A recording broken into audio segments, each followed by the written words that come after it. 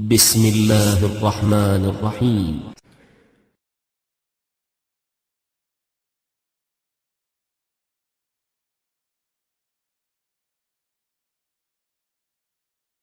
الحمد لله نحمده ونستعينه ونستغفره ونؤمن به ونتوكل عليه ونعوذ بالله من شرور أنفسنا ومن سيئات أعمالنا من يهده الله فلا مضل له ومن يضلل فلا هادي له ونشهد أن لا إله إلا الله وحده لا شريك له ونشهد أن سيدنا ومولانا محمدا عبده ورسوله. میرے نہایت واجب الاحترام بزرگوں، مسلک اہل سنت والجماعت سے تعلق رکھنے والے وجود نوجوان دوستوں اور بھائیوں، آج ہمارے ہاں پاک و ہند میں ایک ایسا طبقہ موجود ہے کہ جو قرآن کریم کی تشریحات کو بدلنا چاہتا ہے، احادیث پیغمبر سے امت کو دور کرنا چاہتا ہے. اس کے لیے انہوں نے ایک غلیظ حربہ یہ استعمال کیا کہ وہ علماء اور فقہاء جنہوں نے نبوت کے دین کو اصلی شکل میں پیش کیا، ان کی مقدس ذات پر حملہ آور ہوئے. کبھی فقہاء پہ اعتراضات، کبھی اولیاء علماء پہ اعتراضات اور کبھی مجتہدین کی ذات پہ اعتراضات. اس دور میں ان کی بعض وہ شخصیات کہ جنہوں نے میڈیا کے ذریعے ہم مبارک اور مقدس شخصیات پہ حملہ کیے، ان میں اعمال ہمارے ہاتھ میں ہے. صفحہ اس کا 427 ہے. کہتے ہیں شیخ عبدالعزیز دباغ قریب ہی زمانے میں ایک بزرگ گزرے ہیں، بالکل ان پڑھ تھے، لیکن جب ان کے سامنے کوئی قرآن پڑھتا، حدیث رسول بیان کرتا، حدیث قدسی بیان کرتا، جھوٹی بات بیان کرتا، تو فوراً کہہ دیتے تو نے قرآن کی آیت پڑھی، تو نے حدیث قدسی پڑھی، تو نے رسول کی حدیث پڑھی اور تو نے جھوٹ بولا. مجھے تمہارے بولنے سے پتہ لگ جاتا ہے، نور نکلتا ہے. یہ علم غیب نہیں ہے تو مولوی صاحب اور کیا ہے؟ محمد الرسول اللہ صلی اللہ علیہ وسلم کے پاس آ کر سائل نے کہا تھا تبلیغ کے لیے علماء کی ضرورت ہے. نبی نے قاریوں کی جماعت روانہ کی، وہ شہید ہوئی یا نہیں ہوئی؟ عبدالعزیز دباغ کو تو بولنے سے پتہ لگ گیا یہ جھوٹ بول رہا ہے، محمد کو کیوں پتہ نہ لگا صلی اللہ علیہ وسلم؟ نبی کی بیوی، مومنوں کی ماں عائشہ رضی اللہ تعالی عنہا، مومنوں کی ماں، اور جو اس کو ماں نہیں مانتا وہ مومنوں کی لسٹوں میں شامل، اس پہ تہمت لگی. راتیں گزری،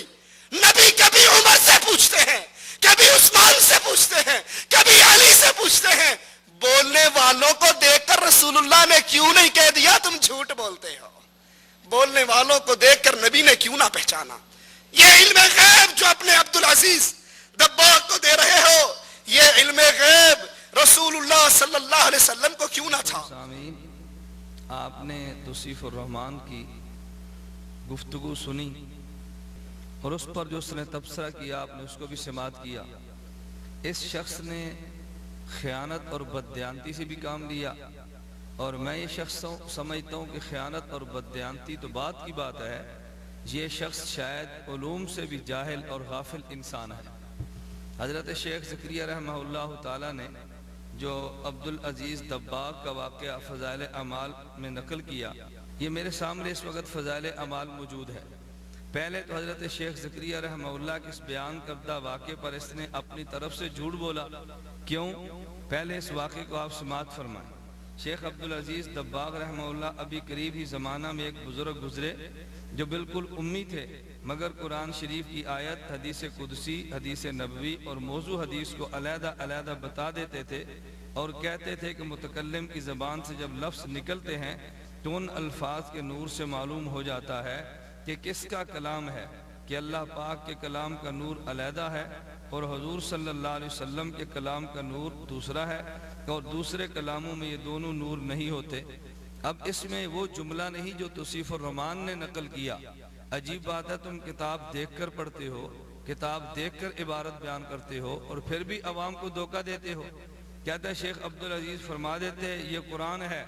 یہ حدیث قدسی ہے اور یہ جھوٹ ہے، جبکہ یہاں پر قطعاً اس کا تذکرہ موجود نہیں کہ وہ دیکھ کر بتا دیتے یہ جھوٹ ہے۔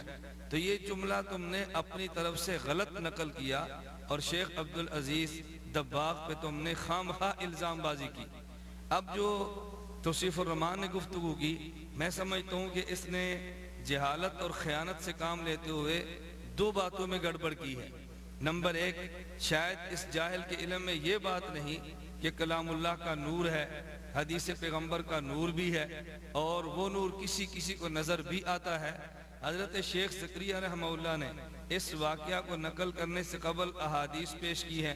لیکن اس شخص نے حضرت شیخ زکریا رحمہ اللہ کی نقل کردہ احادیث کو نقل نہیں کیا، کیونکہ ان احادیث سے واضح طور پر یہ معلوم ہو رہا تھا کہ کلام اللہ کا نور موجود ہے۔ تو اگر نور موجود ہے تو پھر اس پر تبصرے کا کیا معنی؟ وہ نور کسی کو نظر آئے اور کسی کو نظر نہ آئے، اللہ جس کو چاہے وہ نور دکھا دے، اللہ نہ چاہے تو نہ دکھائے۔ تو نور کا تذکرہ کرتے ہوئے حضرت شیخ زکریا رحمہ اللہ نے پہلے احادیث نقل کی۔ فرمایا ایک حدیث میں وارد ہے کہ جس گھر میں اللہ کا ذکر کیا جاتا ہو وہ آسمان والوں کے لیے ایسے چمکتا ہے جیسے زمین والوں کے لیے ستارے چمکتے ہیں۔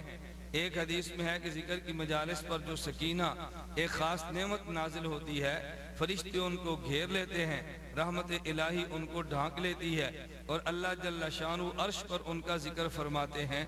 حضرت ابو ہریرہ رضی اللہ عنہ فرماتے ہیں کہ آسمان والے ان گھروں کو جن میں اللہ کا ذکر ہوتا ہے ایسا چمکدار دیکھتے ہیں جیسا کہ زمین والے ستاروں کو چمکدار دیکھتے ہیں۔ یہ گھر جن میں اللہ کا ذکر ہوتا ہے ایسے منور اور روشن ہوتے ہیں کہ اپنے نور کی وجہ سے ستاروں کی طرح چمکتے ہیں، اور جن کو اللہ جل شانہ نور کے دیکھنے کی آنکھیں عطا فرماتے ہیں وہ یہاں بھی ان کی چمک دیکھ لیتے ہیں۔ اب حضرت شیخ نے پہلے احادیث نقل کی اور پھر یہ جملہ فرمایا کہ یہ گھر جن میں اللہ کا ذکر ہوتا،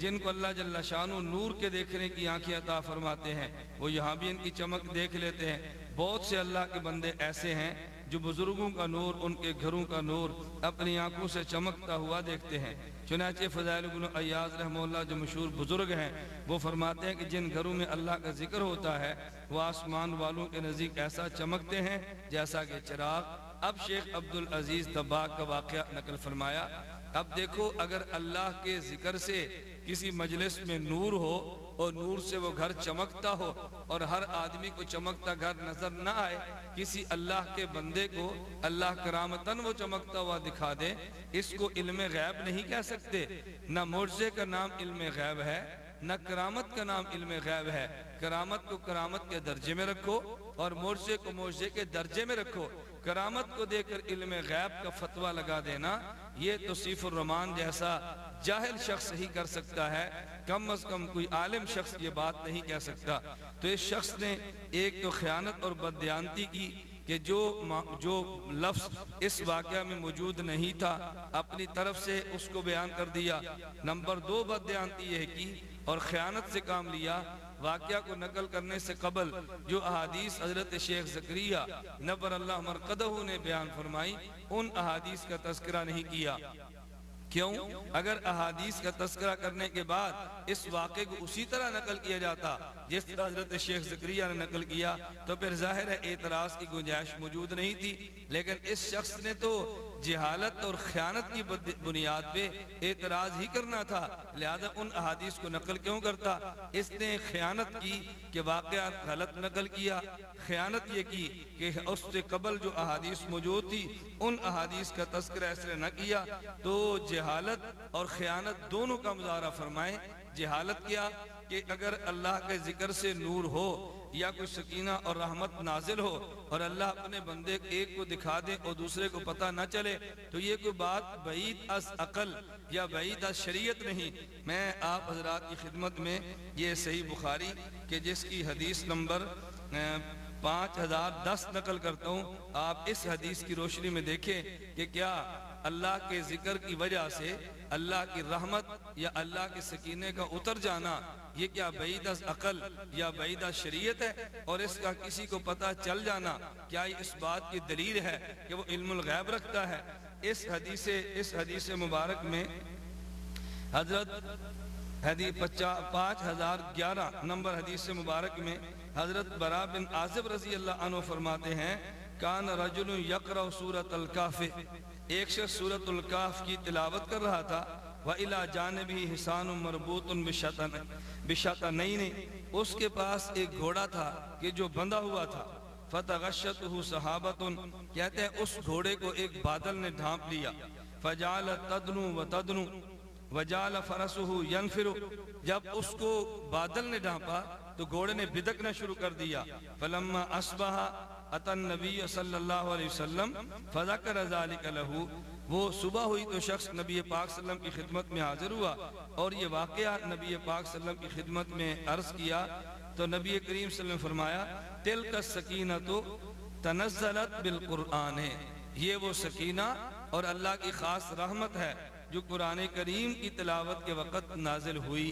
اب دیکھیے قرآن کریم کی تلاوت کے وقت اگر سکینہ آئی اور سکینہ جو بادل کی صورت میں آئی، اب عام آدمی کو تو پتہ نہیں چلا لیکن گھوڑا بدکنا شروع ہو گیا۔ اب اگر کوئی توصیف الرحمان جیسا جاہل کہہ دے کہ سکینہ نازل ہوئی تو گھوڑے کو پتہ چل گیا مگر انسان کو پتہ نہیں چلا، اگر فلاں ایک کو پتہ چلا تو بقیہ تمام کو پتہ نہیں چلا، تو معلوم ہوا کہ جس کو پتہ چل گیا وہ غیب کی خبریں جانتا ہے، علم الغیب رکھتا ہے۔ ایسے جاہل شخص کو یہی کہا جا سکتا ہے اللہ تمہیں علم کا ذرہ عطا فرمائے، ایسے خائن کو یہی کہا جا سکتا ہے اللہ تمہیں امانت کی دولت عطا فرمائے۔ تو میں نے قارئین دو باتیں عرض کی ہیں، نمبر ایک جہاں اللہ کا ذکر ہو وہاں نور کا آ جانا احادیث سے ثابت ہے، قرآن کی اگر تلاوت ہو اور وہاں پہ سکینہ یا اللہ کی خاص رحمت کا آ جانا یہ قرآن احادیث سے ثابت ہے، اور ان سکینہ یا اس خاص نور کا بعض خاص کو پتہ چل جانا یہ بھی حدیث پیغمبر سے ثابت ہے۔ تو جو مسئلہ حدیث سے ثابت ہو اس پر اعتراض کرنا کیا معنی رکھتا ہے؟ تو اس شخص نے یا تو جاہل ہے کہ جس کے علم میں یہ احادیث موجود نہیں ہے، یا خائن اور بددیانت ہے، احادیث معلوم ہونے کے باوجود اس شخص نے حدیث کو چھوڑ کے بلا وجہ حضرت شیخ زکریا نبر المرقدہ کتاب پر اعتراض کرنے کا ایک بہانہ تلاش کیا۔ اللہ اس بہانے باز کو بھی سمجھ عطا فرمائے، اس جاہل اور خائن آدمی کو اللہ علم اور امانت کی نعمت سے نواز۔ صفحہ 437 ہے، یہی فضائل اعمال ہے۔ کہتے ہیں جنید بغدادی ایک مرتبہ شیطان کو دیکھتے ہیں ننگا پھر رہا تھا، ان کو یا چھوکریاں نظر آتی ہیں یا بغیر داڑھی والے چھوکرے نظر آتے ہیں یا پھر شیطان آتا ہے، تیسری چوتھی چیز کوئی نہیں آتی، ننگا پھر رہا تھا۔ جنید نے کہا تجھے شرم نہیں آتی تو ننگا پھرتا ہے؟ کہا میں مردوں کے سامنے ننگا پھرتا ہوں، یہ کوئی مرد ہے؟ مرد تو وہ تبلیغی جماعت کی جو مسجد شنیسیہ ہے اس میں بیٹھے ہوئے ہیں، وہ اصل مرد ہیں، ذکر کر کر کے میرا جگر جلا دیا ہے۔ جنید اس مسجد میں گئے، دیکھا کچھ لوگ سر پہ گھٹنوں پہ سر رکھ کے مراقبہ کر رہے تھے، الا اللہ کی ضربیں مار رہے تھے۔ مجھے دیکھتے ہی فوراً بولے بغیر، جنید کے بتائے بغیر کہ میں نے کیا خواب دیکھا ہے، فوراً کہنے لگے اس شیطان کی باتوں میں نہ آ جانا، وہ شیطان تھا، ابھی بتایا نہیں کہ رات میں نے خواب میں شیطان سے ملاقات کی۔ ان بزرگوں نے دلوں میں آنے والے وسوسوں کو پہلے ہی پہچان لیا۔ محمد الرسول اللہ صلی اللہ علیہ وسلم، زہر والا کھانا رکھا جاتا ہے، یہودیہ لاتی ہے، بوٹی اٹھا کر منہ مبارک میں داخل کر لیتے ہیں، نبی کو اس کے دل کے وسوسوں کی اطلاع کیوں نہ ہوئی؟ نبی اس کو کیوں کھا گئے؟ نبی نے اس کو کیوں چبا لیا؟ کیوں کہا کہ اس گوشت نے، اس ران نے مجھے بول کر بتایا ہے آقا نہ کھاؤ، مجھ میں زہر ملا ہے۔ فضائل اعمال کی بربادیوں میں سے بہت بڑی بربادی علم غیب۔ سامعین، آپ نے توصیف الرحمان کی اس عبارت کو سنا اور اس عبارت پر پھر تبصرہ بھی سنا، جو عبارت اس نے حضرت شیخ زکریا رحمہ اللہ کی فضائل اعمال صفحہ نمبر 437 نقل کی ہے۔ اس شخص کی خیانت اور جہالت کو مطلع ہونے سے قبل آپ حضرت شیخ زکریا رحمہ اللہ کی وہ عبارت سنیں۔ حضرت جنید رحمہ اللہ سے نقل کیا گیا ہے کہ انہوں نے ایک مرتبہ خواب میں شیطان کو بالکل ننگا دیکھا، انہوں نے فرمایا کہ تجھے شرم نہیں آتی کہ آدمیوں کے سامنے ننگا ہوتا ہے؟ وہ کہنے لگا کہ یہ کوئی آدمی ہے؟ آدمی وہ ہیں جو شنیزیہ کی مسجد میں بیٹھے ہیں، جنہوں نے میرے بدن کو دبلا کر دیا اور میرے جگر کے کباب کر دیے۔ یہ اصل عبارت ہے۔ اس نے اس عبارت پر تبصرہ جو کیا وہ کیا، لیکن اس میں جو اس نے خیانت اور بددیانتی سے کام لی ہے، اب اس پوری عبارت میں کہیں یہ موجود نہیں ہے کہ اس نے کہا وہ تبلیغی جماعت کی شنیزیہ کی مسجد میں جو لوگ بیٹھے ہیں، اور کہتے ہیں شیطان نے کہا۔ میں کہتا ہوں بالکل، اگر یہ جملے شیطان کے ہیں، اس شیطان سے مراد اگر توصیف الرحمان ہے تو بالکل ٹھیک ہے،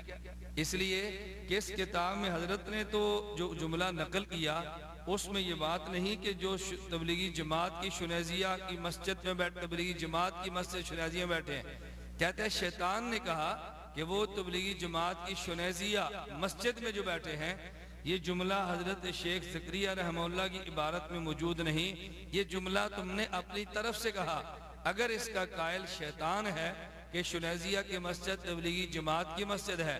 اور اس شیطان سے مراد توصیف الرحمان ہے تو پھر تو ٹھیک ہے، شیطان نے کہہ دیا۔ لیکن اگر اس کا قائل شیطان نہیں ہے، کوئی اور ہے، تو اس کی وضاحت توصیف الرحمان صاحب خود کریں۔ اب خیانت اور بددیانتی کا جو اس نے مظاہرہ کیا، اب کہاں حضرت جنید رحمہ اللہ تعالی 3 صدی ہجری کے بزرگ، اور کہاں تبلیغی جماعت کی مروجہ صورت میں چلنے والی جماعت 14ویں صدی ہجری کی جماعت۔ تو ایک جماعت جو 14ویں صدی ہجری میں اپنا کام کر رہی ہے، اور ایک وہ بزرگ جو 3 صدی ہجری کے ہیں، اس دور کی مسجد کو تبلیغی جماعت کی مسجد کہہ کے مروجہ تبلیغی جماعت پہ رد کرنا، یہ خائن اور بددیانت آدمی کے علاوہ اور کوئی نہیں کر سکتا۔ اس نے ایک خیانت تو یہ کی کہ جو لفظ نہیں تھا اس لفظ کا اضافہ کر دیا،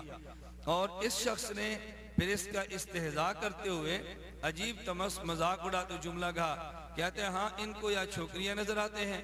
یا چھوکرے نظر آتے ہیں یا ان کو شیطان نظر آتے ہیں۔ اللہ تمہیں ہدایت عطا فرمائے۔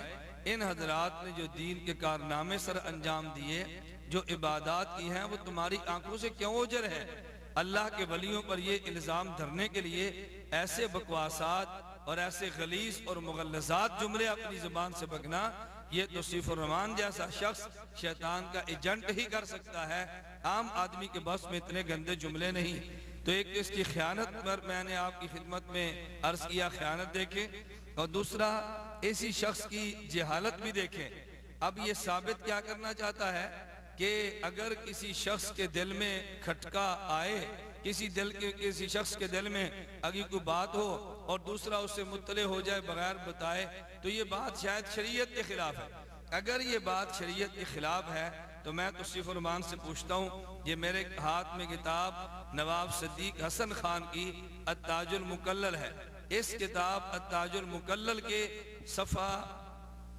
اسی کتاب التاج المکلل کے صفحہ نمبر 218 پہ نواب صدیق حسن خان ایک واقعہ نقل کرتے ہیں، اور الامام الجیانی ان کے حالات کے دار کہتے ہیں ابن نجار نے کہا وَقَانَ يَوْمًا يَتَكَلَّمُ فِي الْإِخْلَاصِ وَالرِّيَاءِ وَالْعُجْبِ وَأَنَا حَاضِرٌ فِي الْمَجْلِسِ، کہ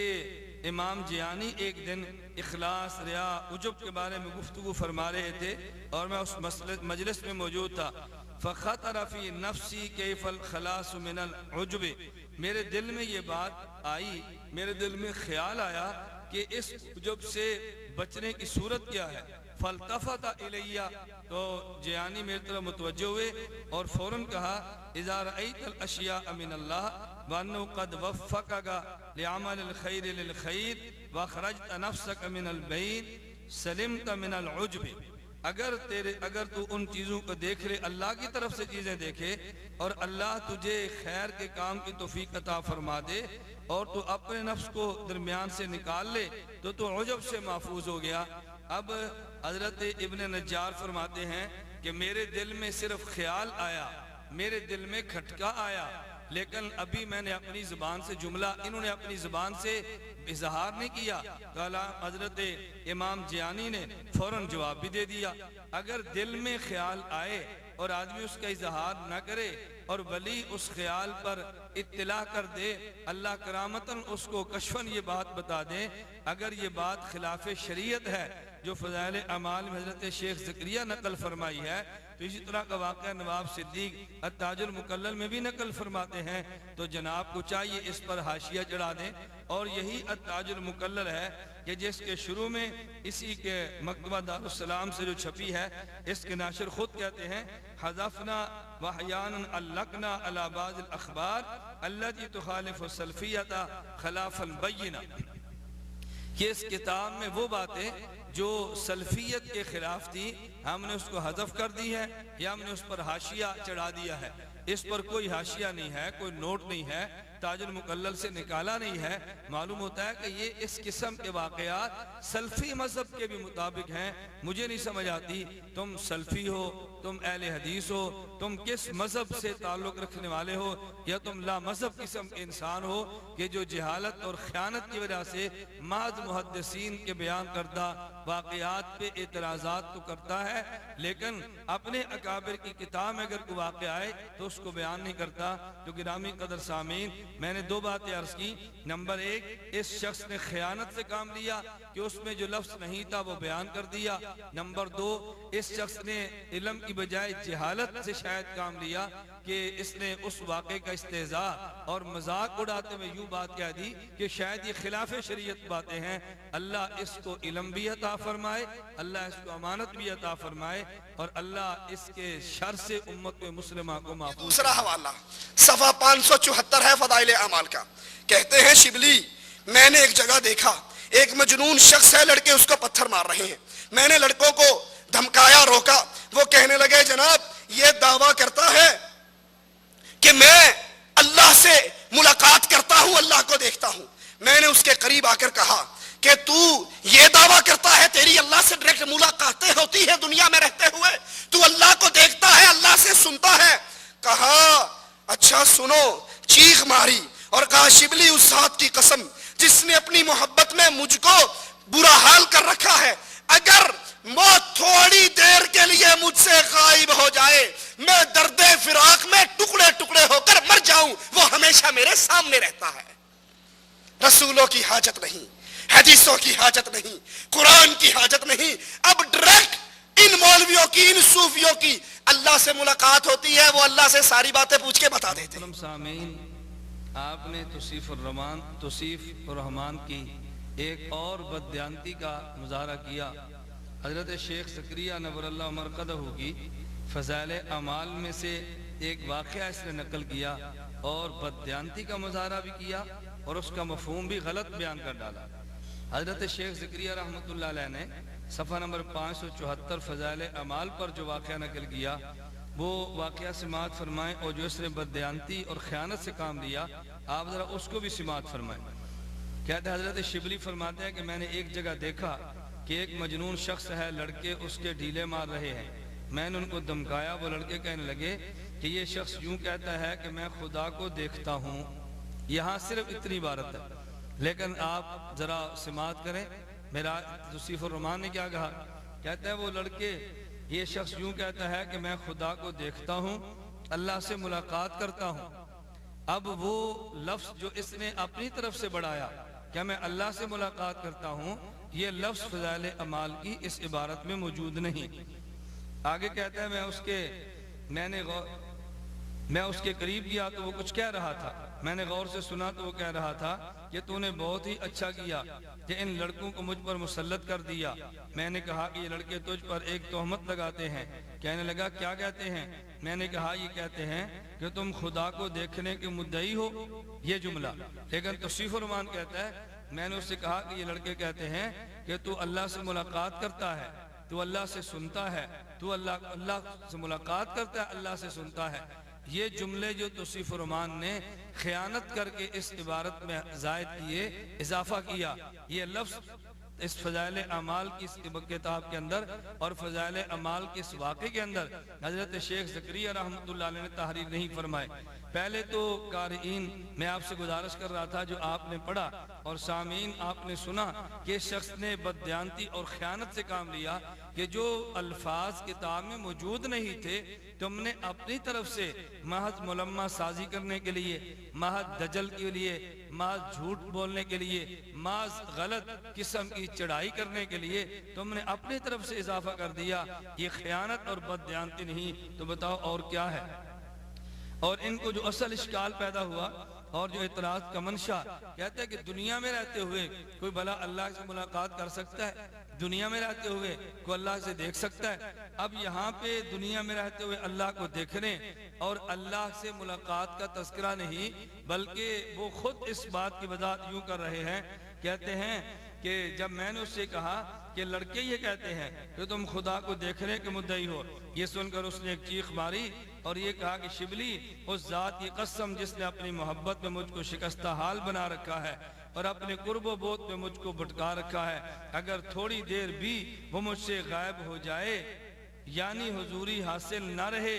تو میں درد فراق سے ٹکڑے ٹکڑے ہو جاؤں۔ اس خائن آدمی نے یہ جملہ بھی درمیان سے حذف کر دیا، یعنی حضوری حاصل نہ رہے۔ کیوں؟ اگر یہ جملہ نقل کر دیتے تو پھر ان کو اپنے دجل، اپنے فریب کو بیان کرنے کا موقع نہ ملتا۔ یہ لوگوں کو کیسے دھوکہ دیتے؟ اگر اصل عبارت پیش کرتے تو دھوکہ دینے کے لیے اس نے درمیان کی عبارت یعنی حضوری حاصل نہ رہے کو حذف کر دیا، اس عبارت کو اڑا دیا تاکہ دھوکہ باز دھوکہ دینے میں کامیاب ہو جائے۔ اب سامعین میں آپ کی خدمت میں گزارش کرنا چاہوں گا کہ آپ اس شخص کی اس عبارت کا مطلب سمجھیں۔ جب انہوں نے یہ کہا اگر تھوڑی دیر بھی وہ مجھ سے غائب ہو جائے یعنی حضوری حاصل نہ رہے، وہ کہنا چاہتے ہیں اگر اللہ رب العزت کا مجھے تھوڑی دیر کے لیے بھی قرب نہ ملے، مجھے بود مل جائے تو پھر میرے ٹکڑے ٹکڑے ہو جائیں، میں فراق سے ٹکڑے ٹکڑے ہو جاؤں۔ حضرت شیخ زکریا رحمہ اللہ نے تھوڑی دیر بھی وہ مجھ سے غائب ہو جائے، اس غائب کی تشریح یہ کی ہے یعنی حضوری حاصل نہ رہے۔ تو ممکن ہے آپ کے ذہن میں آئے کہ یہ غائب ہو جانے کی تشریح حضوری حاصل نہ رہنا شیخ حضرت شیخ زکریا نے اپنی طرف سے بیان کی ہے۔ نہیں، آگے خود یہ جملے موجود ہیں۔ یہ کہہ کر وہ مجھ سے منہ موڑ کر یہ شعر پڑھتا ہوا بھاگ گیا، خیالک فی عینی وذکرک فی فمی ومسواک فی قلبی فأین تغیب۔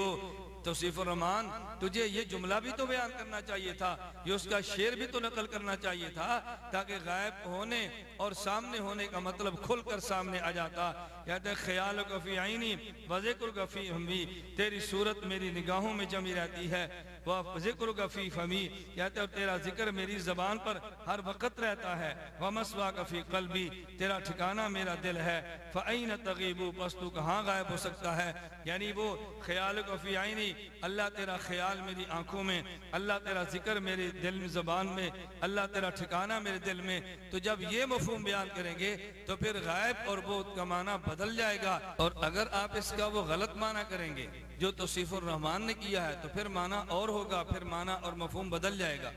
میں گزارش کر رہا ہوں کہ یہ جو کہا کہ اللہ رب العزت اگر مجھ سے غائب ہو جائیں تو میں درد فراق سے ٹکڑے ٹکڑے ہو جاؤں، اور غائب ہونے کا معنی یعنی حضوری حاصل نہ رہے، تو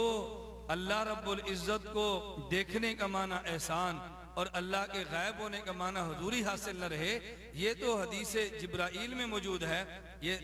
سامعین آپ دیکھیں میرے ہاتھ میں صحیح بخاری موجود ہے کہ جس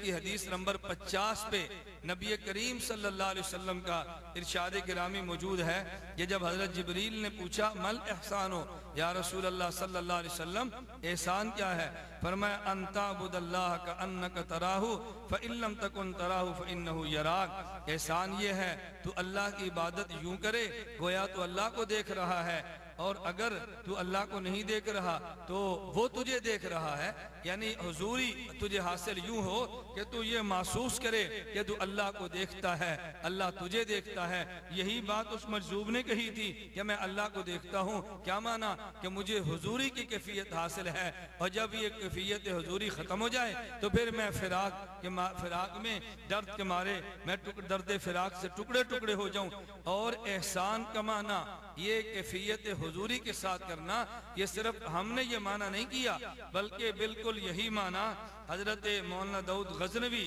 مرحوم کے دادا مولانا عبداللہ غزنوی مرحوم نے بھی یہی معنی بیان کیا۔ یہ مولانا عبداللہ غزنوی مرحوم جو میاں نذیر حسین دہلوی کے شاگرد تھے، ان کے بارے میں تذکرہ یہ تذکرہ جو داؤد غزنوی، میرے ہاتھ میں اس وقت کتاب موجود ہے، مولانا داؤد غزنوی کے سوانے اور حالات زندگی پر مشتمل یہ کتاب، اس کتاب کے صفحہ نمبر 223 پہ علم کے بارے میں یہ تحریر موجود ہے۔ کہتے ہیں آپ جوان ہوئے تو آپ کو عنایت ربانی اور جذبہ غیبی نے پا لیا اور اللہ کے سوا ہر چیز سے بیزار ہو گئے اور اپنے رب کی طرف ہماتن متوجہ ہو گئے۔ آپ نے خلوت اختیار کر لی اور لوگوں سے کنارہ کش ہو گئے۔ حضور دائمی اور پاس انفاس جو مرتبہ احسان سے عبارت ہے یکا یک آپ کو عطا کیا گیا اور آپ مرجع خلائق ہو گئے۔ تو میں نے جو احسان کا معنی یہ حضوری کی کیفیت سے کیا، یہ صرف ہمارا بیان کردہ مطلب نہیں، بلکہ حضرت مولانا عبداللہ غزنوی مرحوم بھی یہی بیان، اس کا معنی بیان کر رہے ہیں۔ حضور دائمی اور پاس انفاس جو مرتبہ احسان سے عبارت ہے یکا یک آپ کو عطا کیا گیا اور آپ مرجع خلائق ہو گئے۔ اب سامعین آپ دیکھیں کہ ان حضرات نے کس طرح مفہوم کو بدل ڈالا، کس طرح معنی بدل ڈالا، محض اشکال پیدا کرنے کے لیے، وسوسے پیدا کرنے کے لیے، محض اعتراضات کو پیدا کرنے کے لیے۔ تو اس شخص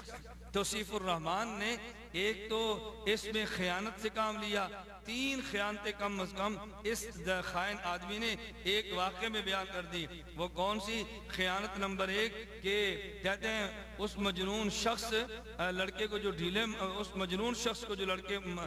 ڈھیلے مار رہے تھے، کہتے ہیں وہ لڑکے کہنے لگے کہ شخص یوں کہتا ہے کہ میں خدا کو دیکھتا ہوں، اور توصیف الرحمن نے کہا کہ وہ لڑکے کہنے لگے یہ شخص کہتا ہے میں اللہ کو دیکھتا ہوں، اللہ سے ملاقات کرتا ہوں، اللہ سے ملاقات کرتا ہوں، یہ لفظ اس کتاب میں موجود نہیں۔ اسی طرح جب حضرت شبلی فرماتے ہیں میں نے کہا یہ لڑکے تم پہ الزام لگاتے ہیں کہ تم اللہ کو دیکھنے کے مدعی ہو، اس نے اپنی طرف سے اضافہ کر دیا کہ لڑکے کہتے ہیں تو کہتا ہے اللہ سے ملاقات کرتا ہے اور تو کہتا ہے کہ تو اللہ سے سنتا ہے، یہ جملے موجود نہیں تھے، بددیانتی کر کے ان کا اضافہ کر دیا۔ اور یہ جو جملہ حضرت شیخ نے نقل کیا، اگر تھوڑی دیر بھی وہ مجھ سے غائب ہو جائے، اس کے بین القوسین جو فضائل اعمال میں حضرت شیخ نے جملہ لکھا یعنی حضوری حاصل نہ رہے، اس کو تو حذف کر گیا اور خیانت تو نے کی۔ اور اگلا جو اس کا اپنا شعر تھا کہ جس سے غائب ہو جائے کمانا یعنی حضوری حاصل نہ رہے، بڑا واضح لفظوں میں بن رہا تھا، خیالک فی عینی و ذکرک فی فمی و مسواک فی قلبی فین تغیب، یہ بھی تو نے حذف کر دیا۔ یہ تم نے جہالت سے کام لیا اور بددیانتی سے کام لیا۔ تو تم جیسے جاہل، تم جیسے خائن اور تم جیسے بددیانت لوگ اگر توحید کا یوں معنی بیان کریں گے اور یوں امت مسلمہ پر فتوے عائد کریں گے، پھر اس امت کا اللہ ہی حافظ ہے۔ اللہ رب العزت امت کو تمہارے دجل و فریب اور تمہاری خیانتیوں اور بددیانتیوں سے محفوظ فرمائے۔ شرکی عقائد کے اندر ایک بہت بڑا عقیدہ وحدت الوجود کا عقیدہ ہے، جس کو صوفیاء اور قبر پرست پیش کرتے ہیں کہ اس کائنات میں جو کچھ ہے نعوذ باللہ ثم نعوذ باللہ وہ اللہ عز و جل کا سایہ ہے، عکس ہے، مختلف صورتیں ہیں۔ ابن عربی نے کہا تھا العبد حق والرب حق، بندہ بھی حق ہے اور اللہ بھی حق ہے۔ مجھے نہیں پتا شریعت کس کے لیے آئی ہے، اس کے لیے ایک من گھڑت جھوٹی روایت کا سہارا لیتے ہیں، کنتو کنزن مخفین، میں چھپا ہوا خزانہ تھا، میں نے اپنا آپ ظاہر کرنا چاہا، اب کائنات میں جو کچھ ہے وہ میں ہوں۔ یہ گمراہ ترین اہل شرک کا سب سے گندہ عقیدہ وحدت الوجود کا عقیدہ ہے۔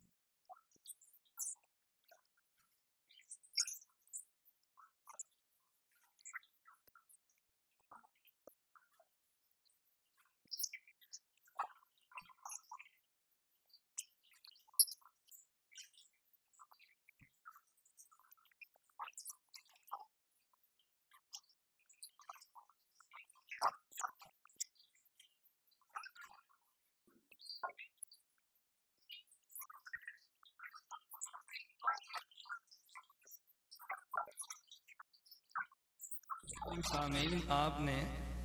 توصیف الرحمن کی زبان سے قائلین وحدت الوجود کا تذکرہ سنا اور وحدت الوجود کے عقیدے کی شدت کو بیان کرتے ہوئے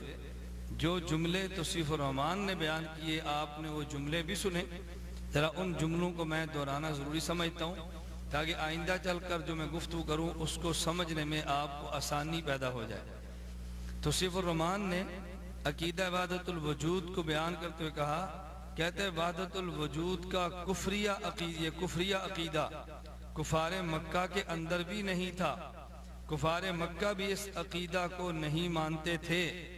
اور یہ سب سے غلیظ عقیدہ، سب سے خطرناک عقیدہ ہے۔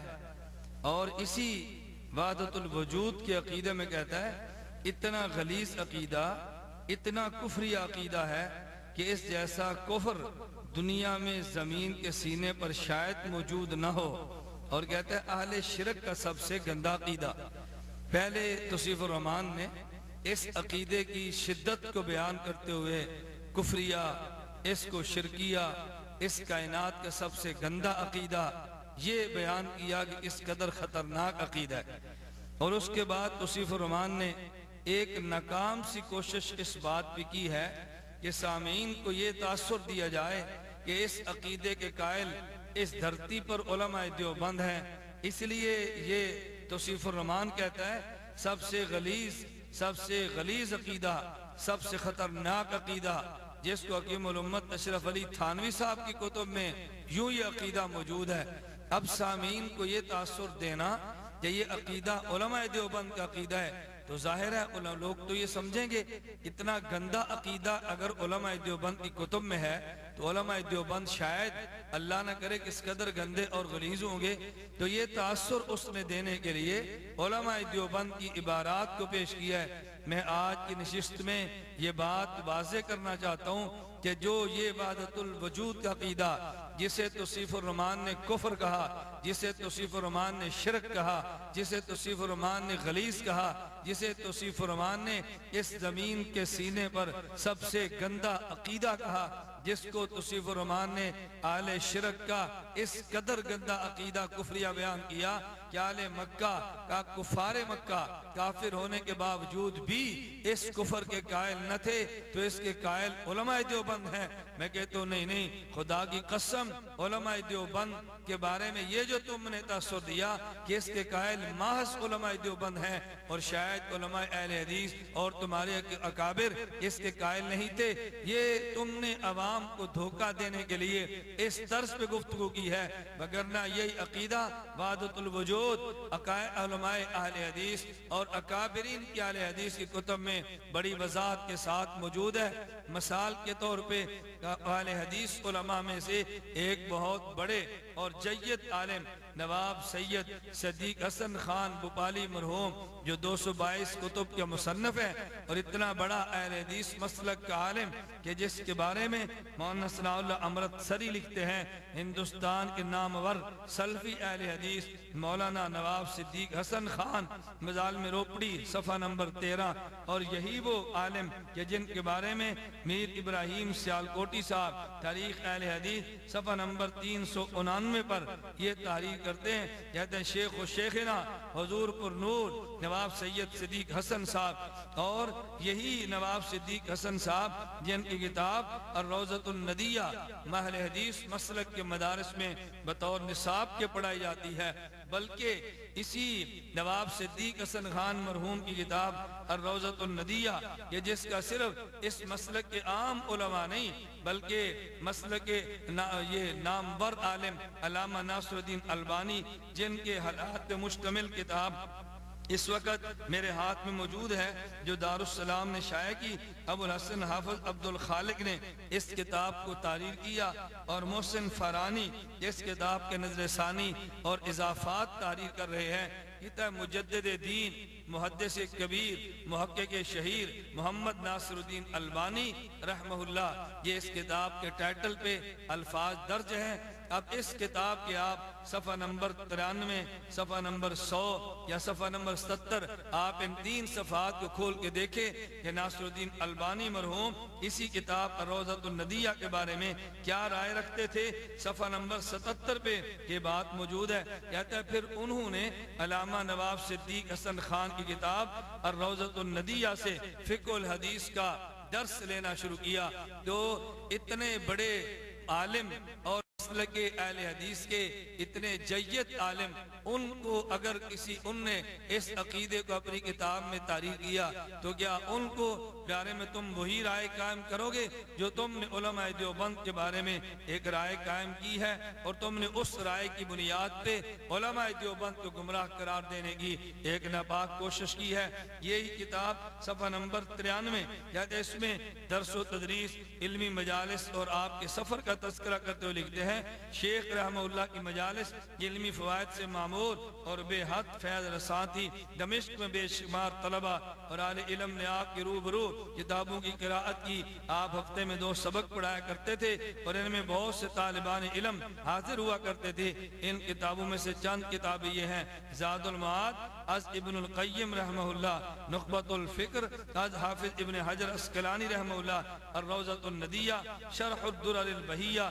از نواب صدیق حسن خان رحمہ اللہ تعالی۔ اب یہ کتاب نواب صدیق حسن مرحوم کی ہے جس کی حاویت علامہ ناصر الدین البانی کیا اس قدر ہے، تو آپ اندازہ فرمائیں وہ کس قدر مسلک اہل حدیث کے جید اور نامور عالم دین ہوں گے۔ اسی کتاب کے صفحہ نمبر 100 پر یہ بات درج ہے۔ الروضۃ الندیہ کا تذکرہ کرتے ہوئے کہتے ہیں شیخ البانی رحمہ اللہ کی طلبہ دین کے طلبہ کو نصیحت۔ ایک موقع پر شیخ البانی رحمہ اللہ نے اپنے شاگردوں کو نصیحت کرتے ہوئے فرمایا، میں اصول علم کا آغاز کرنے والے کو نصیحت کرتا ہوں کہ وہ شیخ سید سابق کی کتابیں الفقہ المیسر اور فقہ سنہ کا ضرور مطالعہ کرے۔ مزید برآں امام صنعانی کی سبل السلام اکثر اس کے مطالعے میں رہنی چاہیے۔ اگر وہ کتاب تمام المنہ بھی دیکھ لے تو اس کے لیے بہتر ہوگا۔ میں اسے الروضۃ الندیہ از شیخ ابو طیب صدیق حسن خان کے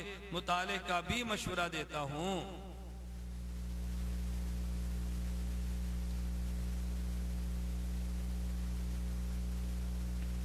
گرامی قدر سامعین، میں یہ 2-3 حوالہ جات پیش کر کے صرف یہ بات آپ کی خدمت میں پیش کرنا چاہ رہا ہوں کہ نواب صدیق حسن خان کوئی معمولی عالم نہیں بلکہ مسلک اہل دین کے نہایت جید اور نہایت بڑے علامہ اور عالم۔ دوستو، اس قدر بڑا مصنف اگر اس عقیدے کو اپنی کتب میں تحریر کرتا ہے تو پھر توصیف الرحمان نے نواب صدیق حسن خان مرحوم کا تذکرہ کیوں نہیں کیا؟ خلاصتاً میں نے بات عرض کر دی کہ توصیف الرحمان نے یہ جو تاثر دینے کی کوشش کی یہ عقیدہ ماس علماء دیوبند کا ہے۔ خدا کی قسم یہ دجل ہے، اللہ کی قسم یہ فریب ہے، اللہ کی قسم یہ جھوٹ اور بہتان ہے۔ یہ عقیدہ ماس علماء دیوبند کی کتب میں نہیں بلکہ مسلک اہل حدیث کے نامور علماء کی کتب میں یہ عقیدہ موجود ہے۔ اب آئیے مسلک اہل حدیث کے نامور علماء کی کتب کا میں بالترتیب تذکرہ کرتا ہوں جن میں یہ عقیدہ بڑی وضاحت کے ساتھ موجود ہے۔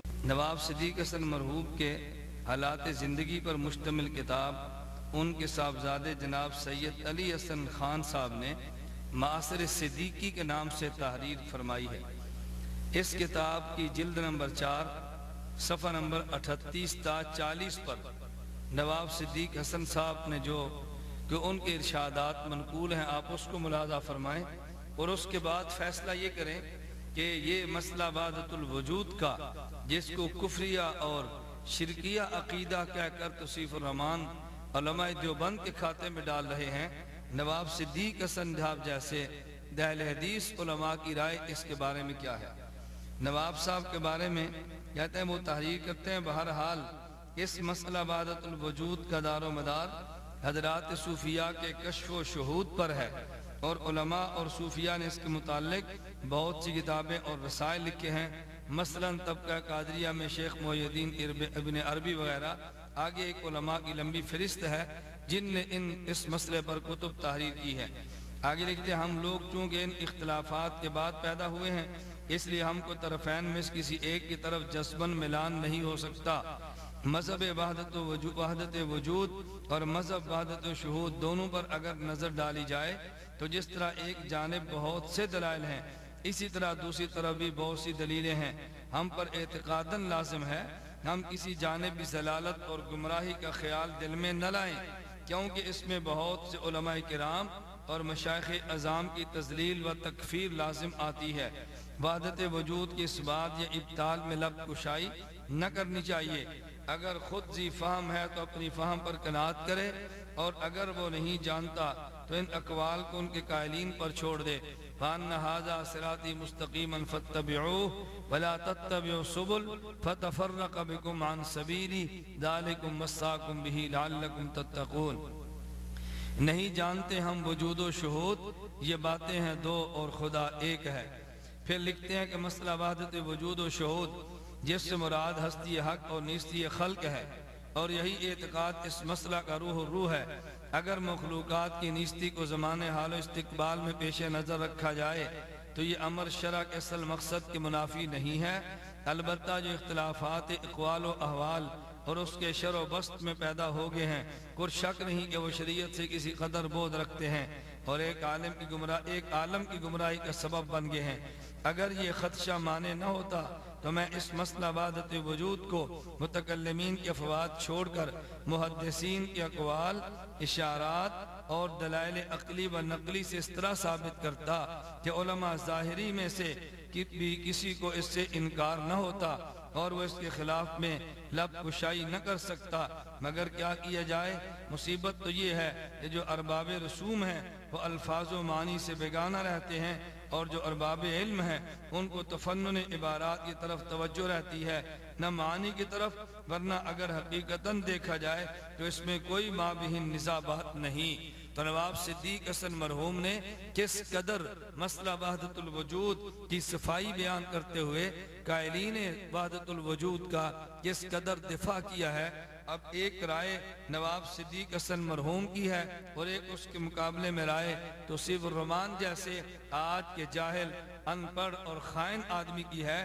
تو فیصلہ آپ فرمائیں کہ آپ نواب صدیق حسن مرحوم کی بات کو ترجیح دیں گے یا آپ توصیف الرحمان کی بات کو ترجیح دیں گے؟ اور توصیف الرحمان نے جو وحدت الوجود کے عنوان پر فتوے لگائے ہیں، ان فتووں سے کیا نواب صدیق حسن مرحوم بچ سکیں گے؟ پھر یہی نواب صدیق حسن خان مرحوم جناب ابن عربی کے بارے میں کہ جو وحدت الوجود کے عقیدے کے بانی شمار کیے جاتے ہیں، مسئلہ وحدت الوجود کے بانی وہی تصور کیے جاتے ہیں، انہی ابن عربی کے بارے میں علماء کی اگر مختلف آراء سامنے آئی ہیں تو نواب صدیق حسن اپنی کتاب التاج المکلل کے صفحہ نمبر 175 پہ اپنے محققین کا مذہب اور مسلک، اپنے محققین کی رائے نقل کرتے ہوئے ان الفاظ میں تحریر فرما رہے ہیں، کہتے ہیں قلت والمذہب الراجح فیہ علامہ ذہب الیہ العلماء المحققون الجامعون بین العلم والعمل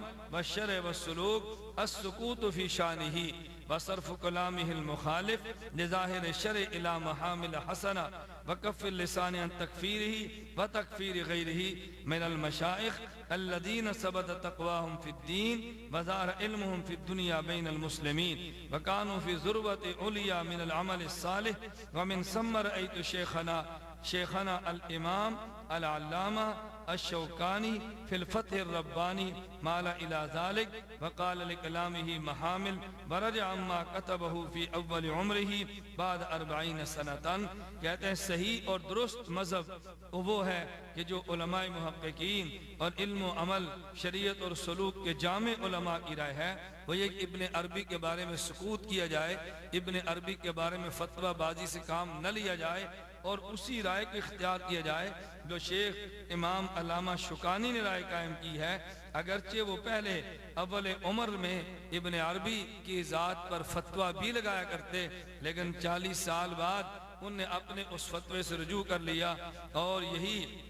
نواب صدیق حسن اپنی اسی کتاب التاج المکلل کے پہلے صفحہ 175 پہ یہ مذہب راجح نقل کرتے ہیں، اور یہی نواب صدیق حسن مرحوم اپنی اسی کتاب التاج المکلل کے صفحہ نمبر 176 پہ ابن عربی کے بارے میں رائے قائم کرتے ہوئے کہتے ہیں وأقول في هذا الكتاب إن الثواب ما ذهب إليه الشيخ أحمد السرهندي مجدد الفساني وشيخ الأجل مسند الوقت أحمد ولي الله المحدث الدهلوي والإمام المجتهد الكبير محمد الشوكاني من قبول كلامه الموافق لظاهر الكتاب والسنة وتأويل كلامه الذي يخالف ظاهرهما تأويله بما يستحسن من المحامل الحسنة وعدم التفوه فيه بما لا يليق بأهل العلم والهدى والله أعلم بسرائر الخلق وضمائرهم. کہتے ہیں کہ میں یہ سمجھتا ہوں کہ بہترین بات وہ ہے جو شیخ احمد سرہندی مجدد الفسانی اور حضرت شاہ ولی اللہ محدث دہلوی اور علامہ شوکانی ان اکابر نے اختیار کی ہے کہ ابن عربی کے اس کلام کو جو ظاہر کتاب اللہ اور سنت رسول اللہ کے موافق ہو اس کو قبول کر لیا جائے، اور وہ کلام کہ جو ہمیں ظاہر کتاب و سنت کے مخالف نظر آئے اس میں مناسب تعویل کر لی جائے، اور بلا وجہ ان کے متعلق وہ الفاظ اور وہ فتوے عائد نہ کیے جائیں کہ جو اہل علم کی شان کے لائق اور اہل علم کی شان کے مناسب نہیں ہوتے۔ اب آپ سماعت فرمائیں کہ نواب صدیق حسن مرحوم التاج المکلل میں ابن عربی کے بارے میں اپنا رویہ کس انداز میں اختیار کر رہے ہیں، اور یہی توصیف فرمان کس قدر شدت کے ساتھ اپنی رائے کا اظہار کر رہے ہیں۔ تو نواب صدیق حسن مرحوم نے ابن عربی کے بارے میں جو بات کی ہے یہ اس التاج المکلل کتاب کے اندر درج ہے کہ جس کو شائع کرنے والے مکتبہ دارالسلام والے ہیں، اور یہ دارالسلام اہل حدیث مسلک فکر والوں کا یہ مکتبہ ہے، جس کے شروع میں یہ بات بڑی وضاحت سے لکھ دی گئی ہے حیث حذفنا واحیانا علقنا علی بعض الاخبار التي تخالف السلفیۃ خلافا بینا، کہ اس کتاب میں وہ نظریات اور وہ واقعات جو سلفیت کے خلاف تھے ہم نے حذف کر دی ہے یا ہم نے اس پر حاشیہ چڑھا دیا، لیکن اس عبارت میں کوئی حاشیہ موجود نہیں، اس عبارت میں وہاں پہ کوئی کسی قسم کی تعلیق بھی نہیں اور نہ ہی اس کو حذف کیا گیا۔ تو معلوم ہوا کہ یہ عبارت سلفیت کے مسلک کے خلاف نہیں، ورنہ یقیناً اس کو حذف کر دیا جاتا یا اس پر حاشیہ چڑھا دیا جاتا۔ نواب صدیق حسن مرحوم کے بعد مسلک اہل حدیث کے بہت بڑے عالم جنہیں شیخ الکل فی الکل میاں نذیر حسین دہلوی کے نام سے یاد کیا جاتا ہے، یہی میاں نذیر حسین دہلوی کے بارے میں مولانا ثناء اللہ امرتسری تحریر کرتے ہیں کہ شمس العلماء حضرت میاں صاحب دہلوی جو آج کل کے جملہ علماء اہل حدیث ہند کے بالواسطہ یا بلا واسطہ استاذ الحدیث ہیں۔ سامعین آپ ملاحظہ فرمائیں کہ مسلک کے اہل حدیث میں ان کی کتنی بڑی اہمیت اور کس قدر عظمت کی نگاہ سے ان کو دیکھا جاتا ہے۔ مولانا ابراہیم سیالکوٹی انہی میاں نذیر حسین دہلوی کے بارے میں کہتے ہیں، لکھتے ہیں سن 1857 میں انگریز گورنمنٹ نے آپ کو شمس العلماء کا خطاب دیا۔ نیز وہ ایک اور جگہ لکھتے ہیں ہمارے بے نظا اور بے نظیر پیشوا شیخنا و شیخ الکل شمس العلماء حضرت مولانا سید نذیر حسین دہلوی، جن کے علم و فضل، تقوی، دیانت اور سلامت روی اور بے نفسی میں کسی کو کوئی کلام نہیں۔ اور تذکرہ داؤد غزنوی صفحہ 379 پر انہیں یوں لکھا گیا، مولانا سید نذیر حسین دہلوی جو امام عرب و عجم اور استاذ العلماء ہیں، یہی میاں نذیر حسین دہلوی الحیات بعد الممات ان کے حالات پر جو مشتمل کتاب ہے، اسی الحیات بعد الممات کے صفحہ نمبر 123 پہ میاں نذیر حسین دہلوی کے بارے میں ایک بڑا اہم وہ واقعہ نقل کیا۔ پہلے ان کی رائے نقل کی شیخ اکبر محی الدین ابن عربی کے بارے میں، اور پھر ایک مختصر سا واقعہ نقل کیا گیا۔ میں ابن عربی کے بارے میں میاں نذیر حسین دہلوی مرحوم کی رائے اس لیے نقل کر رہا ہوں کہ چونکہ ابن عربی مسئلہ وحدت الوجود کے بانی شمار ہوتے ہیں، اگر یہ غلیظ اور کفریہ اور شرکیہ عقیدہ تو اس کے بانی کے بارے میں کس قدر سخت زبان استعمال کرنی چاہیے تھی، لیکن میاں نذیر حسین دہلوی اس کے بارے میں سخت زبان استعمال کرنے کی بجائے یوں ان کے بارے میں اپنی رائے نقل کرتے ہیں۔ الحیات بعد الممات میں کہتے ہیں طبقہ علماء کرام میں شیخ اکبر محی الدین ابن عربی کی بڑی تعظیم کرتے اور خاتم الولایت المحمدیہ فرماتے، یعنی میاں نذیر حسین دہلوی ابن عربی اس مسئلے کے بانی کو خاتم الولایت المحمدیہ فرماتے۔ اور بات بھی یہی ہے کہ علم ظاہر و باطن کی ایسی جامعیت ندرت سے خالی نہیں ہے۔ اور شیخ الکل فی الکل میاں نذیر حسین دہلوی کے پاس مولانا قاضی بشیر الدین قنوجی جو شیخ محی الدین ابن عربی کے سخت مخالف تھے، ایک مرتبہ آئے اور کہتے ہیں تفصیلاً ان کے آپس میں گفت و شنید اور مناظرہ ہوتا رہا۔ اس کو نقل کرتے ہوئے یوں کہتے ہیں، مولانا قاضی بشیر الدین قنوجی علیہ رحمہ جو شیخ اکبر کے سخت مخالف تھے، ایک مرتبہ دہلی اسی غرض سے تشریف لائے کہ ان کے بارے میں میاں صاحب سے مناظرہ کریں، اور 2 مہینے دہلی میں رہے۔ روزانہ مجلس مناظرہ گرم رہی، مگر میاں صاحب اپنی عقیدت سابقہ سے جو شیخ اکبر کی نسبت رکھتے تھے ایک تل کے برابر بھی پیچھے نہ ہٹے۔ محترم سامعین، ان الفاظ پہ غور فرمائیں۔ کہتے ہیں آپ میاں صاحب اپنی عقیدت سابقہ سے جو شیخ اکبر کی نسبت رکھتے تھے ایک تل کے برابر بھی پیچھے نہ ہٹے۔ آخر مولانا ممدوح جن کو خود میاں صاحب سے کمال عقیدت تھی 2 مہینے کے بعد واپس تشریف لے گئے۔ اب سامعین، آپ نے سماعت فرمایا ابن عربی کے بارے میں وہ نظریہ جو شیخ الکل فی الکل میاں نذیر حسین دہلوی مرحوم کا ہے، وہ ابن عربی کو کیا نہیں جانتے تھے کہ ابن عربی کس نظریے اور کس عقیدے کا قائل ہے؟ اس کے باوجود میاں نذیر حسین دہلوی مرحوم نے ابن عربی کی کوئی تذلیل، کوئی تحقیر نہیں کی، بلکہ ان کا ادب احترام مسلسل باقی رکھا۔ مسلک اہل حدیث کے جید عالم مولانا ثناء اللہ امرتسری، جن کو یہی اہل حدیث اور غیر مقلدین علماء شیر پنجاب، شیخ الاسلام اور مناظر اسلام کے القاب سے یاد کرتے ہیں،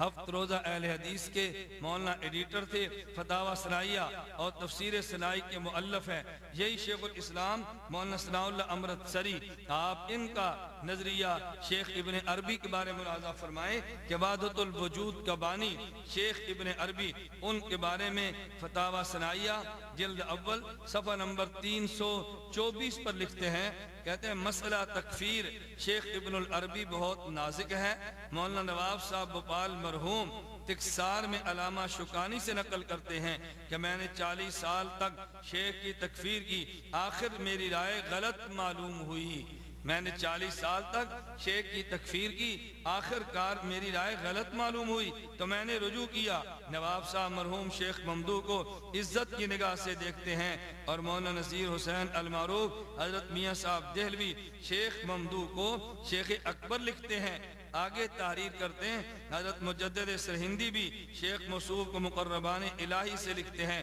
بڑی وجہ آپ کی مخالفت کی مسئلہ وحدت الوجود ہے، یعنی وہی مسئلہ جس کو توصیف الرحمان نے کفر، شرک، غلاظت اور کائنات کا سب سے غلط اور گندا عقیدہ بیان کیا۔ کہتے ہیں ان سے اختلاف کی وجہ یہی مسئلہ تھی، سو دراصل اس کی تفسیر پر مدار ہے، جیسی اس کی تفسیر کی جائے ویسا ہی اس کا اثر ہوگا۔ خاکسار کے نزدیک اس کی صحیح تفسیر بھی ہو سکتی ہے، جس کا ذکر کبھی کبھی اہل حدیث میں کیا گیا ہے، یعنی ہفت روزہ رسالہ اہل حدیث میں کیا گیا۔ دوسری وجہ خفقی کی ایمان فرعون ہے، مگر شیخ کا قول مندرجہ فتوحات اس خفقی کا ازالہ کرتا ہے۔ شیخ موصوف نے فتوحات میں فرعون کو مدعی الوہیت لکھ کر ابدی جہنم لکھا ہے، اور کسی مقام پر اس کے خلاف ملتا ہے تو وہ متروک ہے یا مؤول۔ اس لیے خاکسار کی ناقص رائے میں بھی شیخ ممدوح قابل عزت لوگوں میں ہیں رحمہ اللہ۔ تو مسلک اہل حدیث کے جید عالم مولانا ثناء اللہ امرتسری، جو مناظر اسلام، شیخ الاسلام اور شیر پنجاب کے نام سے غیر مقلدین یا معروف اور مشہور ہیں، اتنے بڑے شخص کی رائے بھی ابن عربی جیسے مسئلہ وحدت الوجود کے بانی کے بارے میں وہ رائے الگ ہے جو رائے اس وقت توصیف الرحمان نے دی ہے۔ معلوم ہوا کہ توصیف الرحمان رائے الگ رکھتا ہے اور شیخ الاسلام مولانا ثناء اللہ امرتسری رائے الگ رکھتے ہیں۔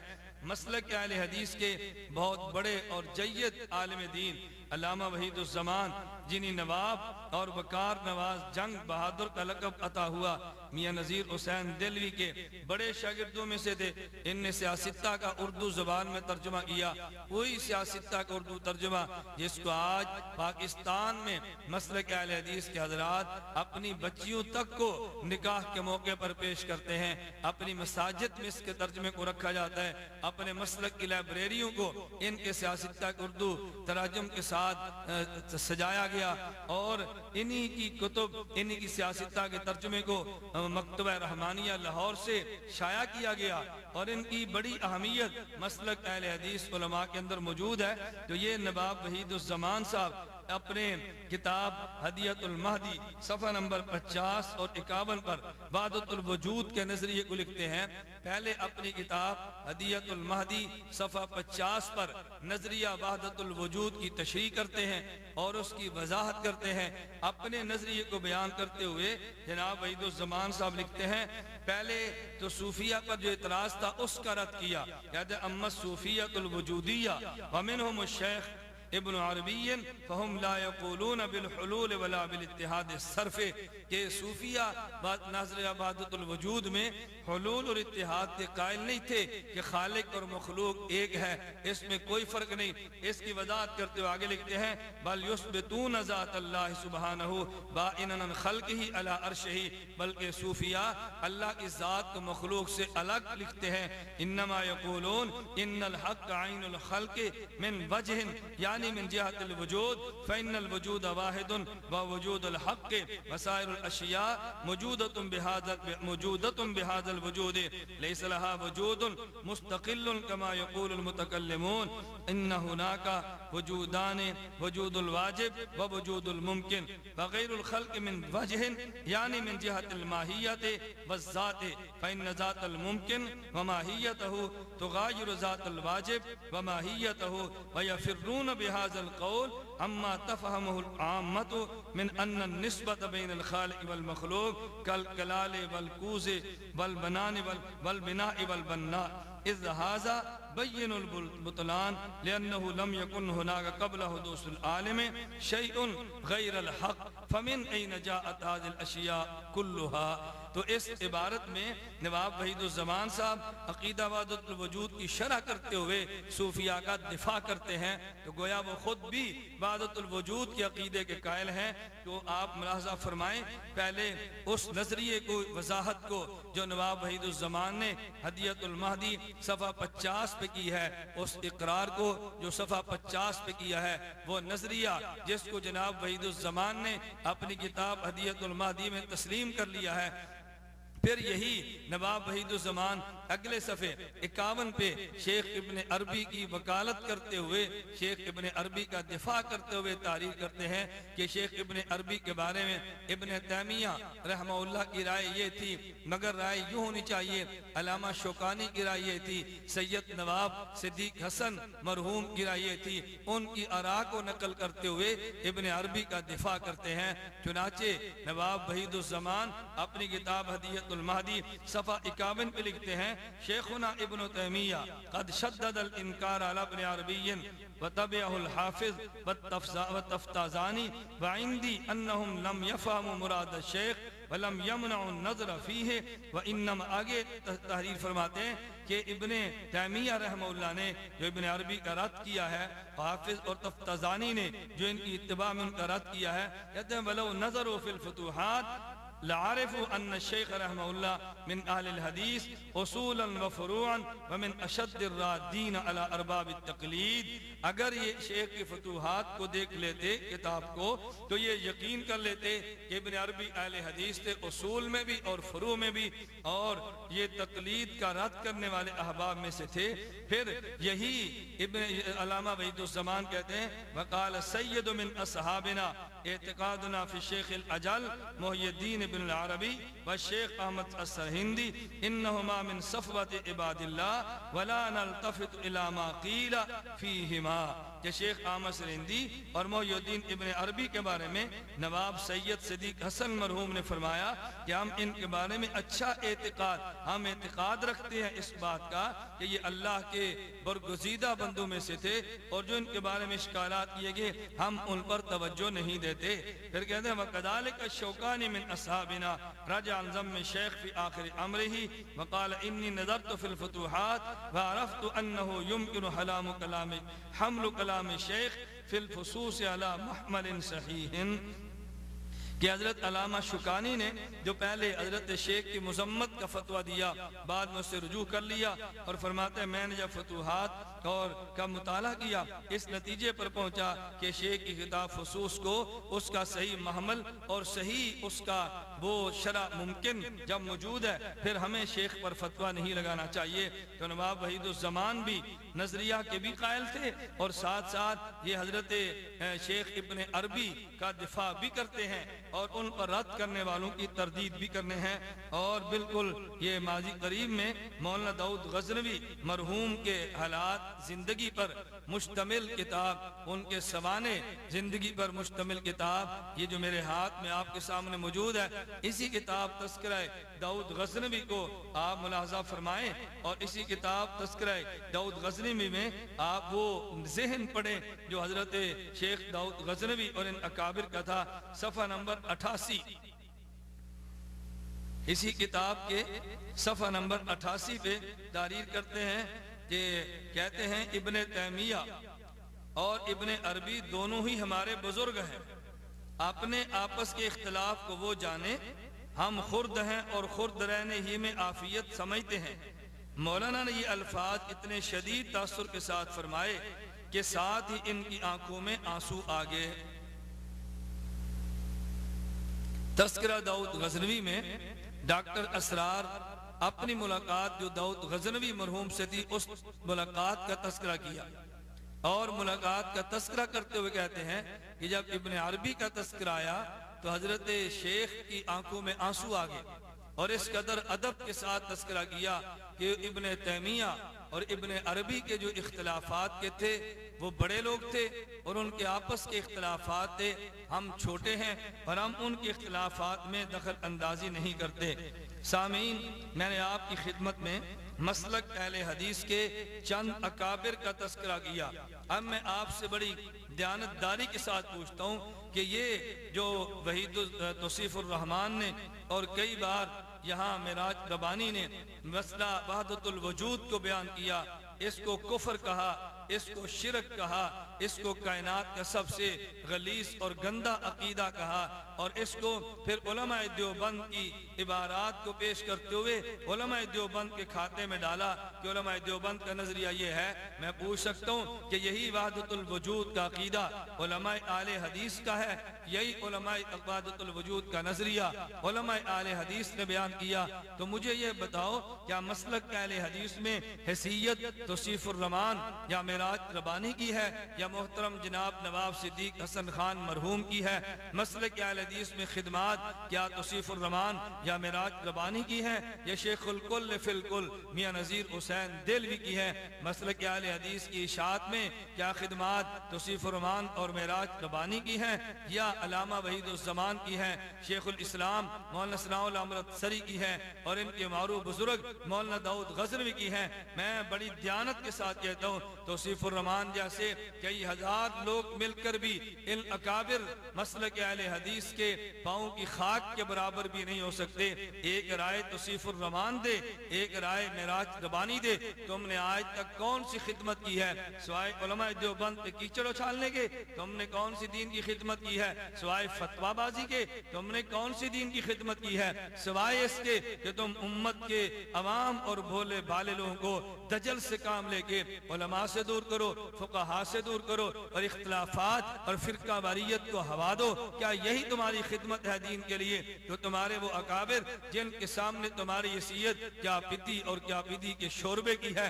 تمہاری بات کو مان لیں یا تمہارے اکابر علماء اہل حدیث کی بات کو مانیں؟ خیر سامعین، میں یہ بات سمجھانا چاہ رہا ہوں کہ یہ جو معراج ربانی یا توصیف الرحمان نے تمہیں دھوکہ دینے کی کوشش کی ہے کہ عبادت الوجود علماء دیوبند کی عبارت کا نام لے کے، یہ دھوکہ دیا کہ اس عقیدے کے قائل علماء دیوبند ہیں، اس عقیدے کے قائل علماء اہل حدیث ہیں، مسلک اہل حدیث کے اکابر علماء ہیں، ان کی کتب میں عقیدہ وضاحت کے ساتھ موجود ہے۔ اگر یہ عقیدہ کفر ہے، اگر یہ شرک ہے، اگر یہ غلاظت ہے، اگر کائنات کا سب سے گندا یہی نظریہ ہے، تو پھر جن اکابر علماء اہل حدیث نے اس نظریے کو لکھا، اس کا دفاع کیا، شیخ ابن عربی کی مدح کی ہے، تو میں توصیف الرحمان سے کہوں گا تم ذرا غیرت ایمانی کا مظاہرہ کرتے ہوئے ایک بیان نواب صدیق مرحوم کے خلاف بھی ریکارڈ کرا دو، ایک بیان تم میاں نذیر حسین دہلوی مرحوم کے خلاف بھی ریکارڈ کرا دو، ایک تقریر تم